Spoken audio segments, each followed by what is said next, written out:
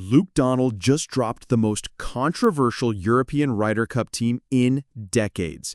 And when you see who he ranked as his weakest player, it's going to blow your mind. I'm about to reveal the shocking truth behind Europe's best and worst picks, and trust me, number 12 will leave you questioning everything you thought you knew about this team. Let's dive in. Luke Donald has finalized his 2025 European Ryder Cup team, and today we're breaking down every single player from absolute best to biggest question mark. Some of these rankings are going to surprise you, especially when you see where certain big names actually land. But before we get started, smash that like button if you're excited for the Ryder Cup, and let's see if we can get this video to 1,000 likes. It really helps the channel grow. Let's start with Europe's absolute best player, and yes, it's Rory McIlroy at number 1. But here's what might shock you.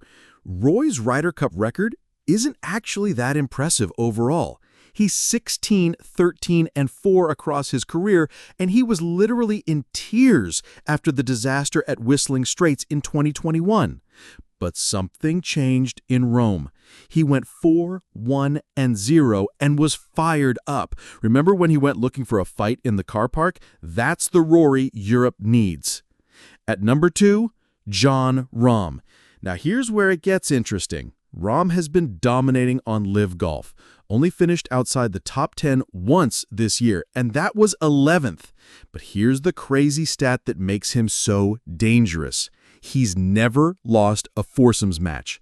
4-0-0 record. That's terrifying for Team USA. Tommy Fleetwood at 3, and there's a reason everyone wants him as a partner. Perfect temperament, clutch under pressure. But wait until you hear about his partnership with Francesco Molinari in Paris.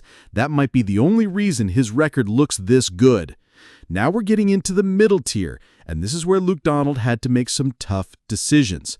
Justin Rose at 4. He's the only 40-something on this team, and that age might be showing, but his 7-2-1 foursomes record, that's elite level.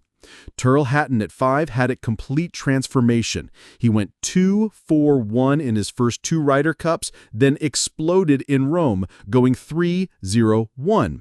And here's the connection you might have missed. He's teammates with Rahm on the Legion 13 team. Coincidence? I think not.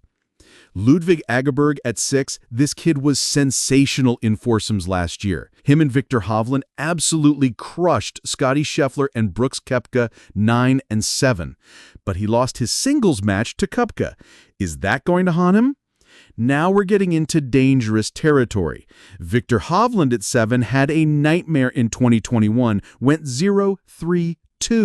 But he bounced back in Rome. However, and this is crucial, he's never won a 4-ball match. 4-0-0 record. That's a massive red flag for Team USA. Robert McIntyre at 8, perfect record so far, but here's the truth. Justin Rose basically carried him in the 4-balls. Can he handle the pressure when 40,000 New Yorkers are going absolutely wild? And here's where it gets really controversial. Matt Fitzpatrick at 11 with a 1-7-0 record. Let me say that again. 1 win, 7 losses. Now, the article says his record is, quote, deceptive, and he's not as poor as it suggests.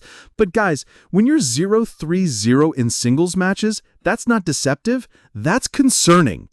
And at 12, the most controversial pick of all, Sepp Straka. Yes, he helped Europe get off to that amazing 4-0-0 start in Rome. But then what happened? Lost the next day, lost in singles, and here's the kicker. He's barely played golf recently due to, quote, personal reasons.